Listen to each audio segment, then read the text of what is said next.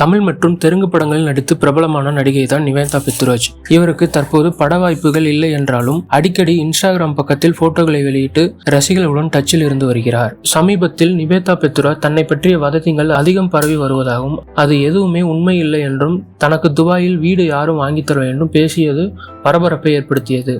இந்நிலையில் மீண்டும் ஒரு வீடியோ வைரலாக பரவி வருகிறது. அந்த வீடியோவில் நடிகை நிவேதா பெத்துராஜ் காரை வழிமறித்து போலீஸ் வாகன சோதனையில் ஈடுபட்ட போது தனது கார் டிக்கியை திறக்க முடியாது என்றும் இதை ஏன் ரெக்கார்ட் செய்றீங்க என கேமராவை ஆஃப் செய்யும் வீடியோ தற்போது தீயாக பரவி வருகிறது. மேடம் ப்ளீஸ் டிக்கி ஓபன் చేసి మా పని మేము చేసుకుంటాం. Why are you recording? Huh?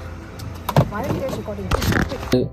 இருப்பினும் வீடியோவை ஆராய்ச்சி செய்த நெட்டிசன்கள் அந்த வீடியோவில் போலீஸ் உடை அணிந்தவர்கள் காலில் செருப்பு அணிந்திருப்பதாகவும் இது படத்துக்கான ப்ரொமோஷன் என்றும் சொல்லி வருகின்றனர்.